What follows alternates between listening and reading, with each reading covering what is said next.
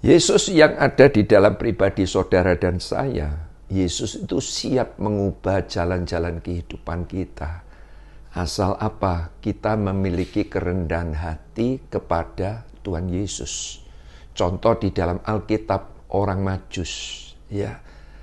Setelah orang Majus ini sungguh-sungguh mempunyai hati yang percaya, dia mencari Tuhan Yesus, dan setelah berjumpa dengan bayi Tuhan Yesus, Alkitab berkata, dia langsung sujud menyembah kepada bayi Yesus ini tadi. Jadi seringkali kita mendengar kisah orang Majus, kita hanya teringat persembahannya. Tetapi berbicara persembahan yang terbesar, sebenarnya bukan hanya harta bendanya saja. Tetapi Alkitab berkata, setelah orang Majus ini melihat bayi Yesus, mereka sujud menyembah kepada Yesus. Jadi yang artinya, saudara, ya, jika Yesus itu ada di dalam pribadi saudara dan saya, dan Yesus ini sungguh-sungguh kita mau belajar merendahkan hati kepada Tuhan Yesus, maka Yesus pasti akan mengubah kehidupan kita. Jadi kerendahan hati pada Yesus dapat digambarkan kita itu mau terima Yesus sebagai Tuhan dan Juru Selamat. Nah, itu yang membuat orang Majus itu mengalami perjumpaan, mengalami encounter dengan Yesus. Jadi sekalipun orang Majus ini adalah orang yang berilmu, orang yang dipakai pada zaman tersebut sebagai penasehat raja-raja Persia, tetapi orang Majus ini punya kerendahan hati kepada Tuhan Yesus. Alkitab itu berkata begini, Allah membenci orang yang congkak dan mengasihi orang yang rendah hati. Nah, hari-hari ini saudara, ada banyak orang itu tidak sadar, dia itu sombong, padahal hidupnya sudah berat, banyak masalah, tetapi diajak untuk mendekat kepada Tuhan Yesus, dia tidak mau. Nah, banyak sekali. Hari-hari ini kalau kita tidak sungguh-sungguh melekat kepada Tuhan Yesus, hidup ini berat, saudara. Jadi Tuhan mau supaya kita itu mempunyai kerendahan hati kepada Tuhan Yesus. Supaya apa? Supaya Tuhan Yesus mengubah jalan kehidupan saudara dan saya. Nah, itu penting sekali.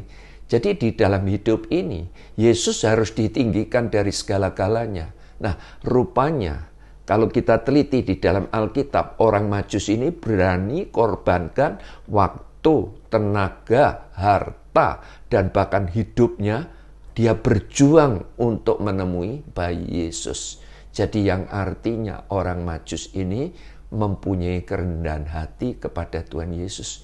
Hidup Kristen juga harus begitu, saudara. Setelah kita itu terima Yesus sebagai Tuhan dan Juru Selamat, menghadapi berbagai persoalan, problem, permasalahan, kita harus selalu mempermuliakan Yesus.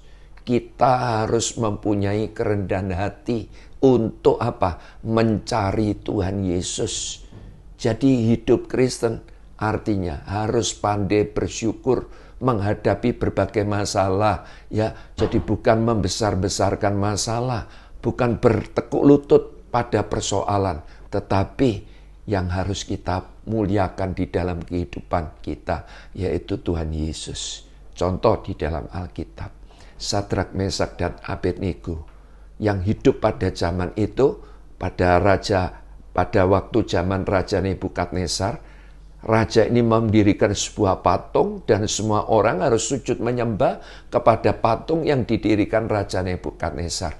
Tetapi Sadrak, Mesak, Abednego, dia berkata di hadapan raja, Allah yang aku sembah adalah Allah yang hidup.